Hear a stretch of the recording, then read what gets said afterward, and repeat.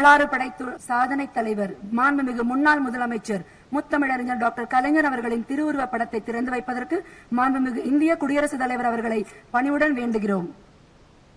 We now request the Honorable President of India, Shri Ramnath Kovind, to kindly unveil the portrait of former Chief Minister Dr. Kalaignar.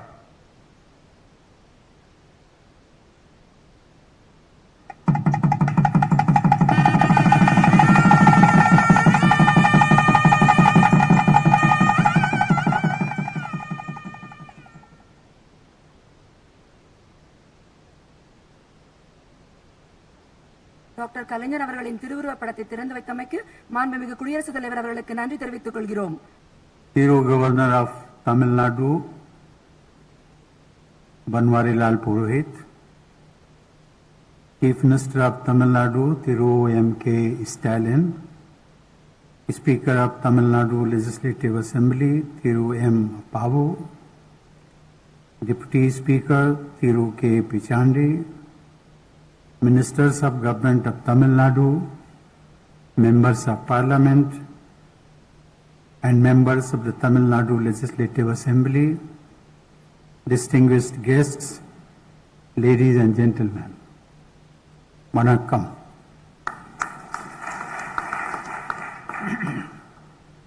I would like to begin my address with a few words in Tamil. Let me make an attempt. இன்றைய வரலாற்றில் முக்கியத்துவம் வாய்ந்த கலைஞர் திரு மு. கருணாநிதி அவர்களின் ஒரு படத்தை திறந்து வைப்பதில் மிகுந்த மகிழ்ச்சி அடைகிறேன். உண்மையில் இது ஒரு முக்கியத்துவம் வாய்ந்த நாள். Ladies and gentlemen, it is indeed a momentous day.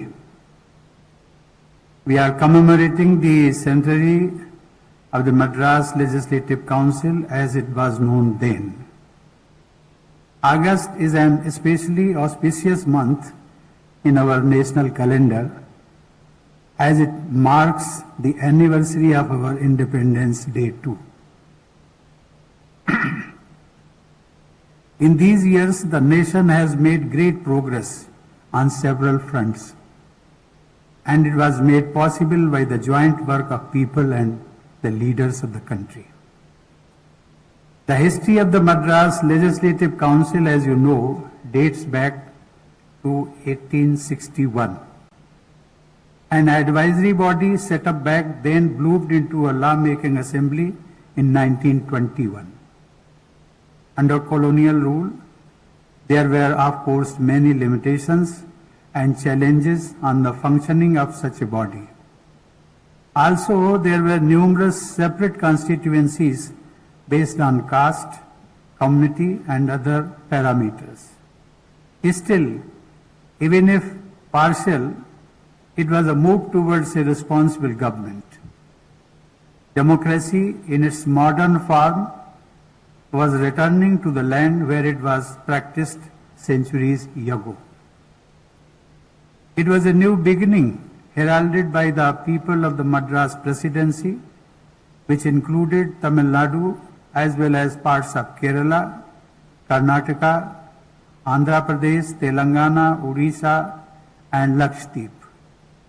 Dreams and aspirations of the people of these regions, shaped by the freedom movement, found an expression in the new Legislative Council. In the Justice Party, which won popular mandates in the initial phase, people had a platform to turn their dreams into reality. Ladies and gentlemen, the Legislative Council enacted many forward-looking legislations and also underwent many changes in its early decades. That the spirit of democracy remains the guiding light of the state legislature. It would not be wrong to say that this legislature became the fountainhead of many progressive legislations which were subsequently replicated across the country to empower the weaker sections of society and strengthen our democracy. The Madras legislature had sown seeds of a fully representative democracy form of governance which were realized after independence. This legislature can rightly be credited with nurturing the roots of democracy by focusing on governance to uplift the poor and purge social evils. Politics and governance in the region evolved around positive and rational content that targeted the welfare of those living on the margins. Abolition of the Devdasi system, widow remarriage, midday meals in schools, and distribution of agricultural land to the landless were some of the revolutionary ideas that transformed the society. The concept of the welfare state has taken deep roots in this legislature, irrespective of who rules here. Here I would like to quote a few lines from the great Tamil poet Subramania Bharati, who sums up the progressive thinking of the people of Tamil Nadu, and I quote, Mandaram karpom, Vinay tandaram karpom, Vane alappom, Kadal mine alappom, Chandriya mandalatu iyal kandu telivom, Sandhi teru perukum satiram karpom. This can be interpreted as, I quote, we will learn both scripture and science. We will explore both heavens and oceans. We will unravel the mysteries of the moon, and we will sweep our streets clean too. Unquote. Ladies and gentlemen, it is indeed gratifying to learn that the legislature has a tradition of honoring the greatest stars of land. The Assembly already has the portraits of some of our greatest heroes, Tiruvallur, Mahatma Gandhi, C. Rajgopalachari, C. N. Annadurai, K. Kamraj, E. V. Ramasamy, B. R. Ambedkar, U. Muthuram Lingam Thevar, Muhammad Ismail Sahib, M. G. Ramchandran, J. Lalita, S. S. Ramasamy Padayachi, B. O. Chidambaram Pillai, P. Subramanian, and Omanthur P. Ramaswamy Reddyar. Now this Hall of Fame will also have the portrait of Thiru Karunanidhi, whose entire life was devoted to the people's cause in the state. When I came here, I was thinking about Chakrabarti Rajgopalachari, Gandhiji's conscience keeper and a titan among the freedom fighters. He was the first Indian occupant of the Rashtrapati Bhavan, and his presence graced this august house too. He was the first Premier or Chief Minister of Madras State too. His successors too were exemplary political leaders. Among all Rajaji's successors, however, it is Thiru Karunanidhi who ruled the longest and thus has left a defining stamp on Tamil Nadu. Kalaignar started his political career right in his early teenage years, when India was still fighting for freedom, and he left us only recently. When, as a young boy, fired by ideas, he had started working for the downtrodden, India was in the shackles, exploited under foreign rule for long years, stricken by poverty and illiteracy.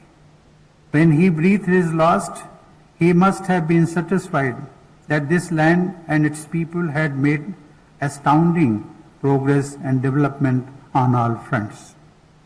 He must have been satisfied too, as he spent every waking hour of his long and productive life in the service of the people of the state and also of the nation. Ladies and gentlemen, What can I say about his contributions to Tamil literature and cinema? What I know is that there are very few political leaders who are so passionate about language. For him, his mother tongue was the object of worship. Tamil, of course, is one of the greatest and the oldest languages of humankind. The whole world takes pride in its rich heritage, but it was Karunanidhi who ensured that it was granted official recognition as a classical language. Kalaignar was a leader in a class of his own. He was among the last links we had with the stalwarts of our national movement. Ladies and gentlemen, it is to those stalwarts as the nation celebrates the 75th anniversary of independence. Our national movement spans from 1857 or even before to 1947. During these decades, there were radicals and revolutionaries. There were pacifists and constitutionalists. They had different methods and they had different visions. But they were united in their reverence for the motherland.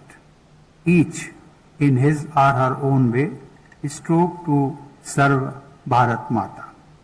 Like different tributes coming together in a river, they all came together for the cause of national independence. They found a confluence in Gandhiji. Mahatma Gandhi not only personified all that was best in our culture and tradition, but he also improved upon the ideas of several Western thinkers. Alongside him was a legion of patriots, liars, scholars, social reformers, religious and spiritual leaders, and others. Each of them was matchless. Think of Dr. B.R. Ambedkar, such a towering genius and such a visionary. But for each name written in history, books, there were countless others whose names were never recorded. They sacrificed comforts, even careers, and sometimes their lives so that we could live in a free nation. Those few decades, I believe, produced some of the greatest generations ever seen on the face of earth. To them, this country will ever remain in debt. To them, the only tribute we can pay is to be continuously inspired by their lives and their ideals. They gave us the gift of freedom, but they also gave us responsibility. Their vision has been taking shape, but it is an ongoing process. Just as they each played their own part, we each have to play our part in taking the nation to new heights. I urge the youth, especially to continuously engage with the past in order to understand the present and progress in the future. In the lives of Mahatma Gandhi, Subramania Bharati, and others, you will find answers to questions that are arising in your minds. I find that the young generation is more and more interested in our recent history. They give me the hope that the work of that began with the known and unknown freedom fighters will continue, that India with its wisdom will show the way to the world in this century. Ladies and gentlemen, I congratulate the people of Tamil Nadu on this auspicious occasion. My best wishes to all of you. Thank you. Jai Hind. Thank you, sir, for your invaluable address.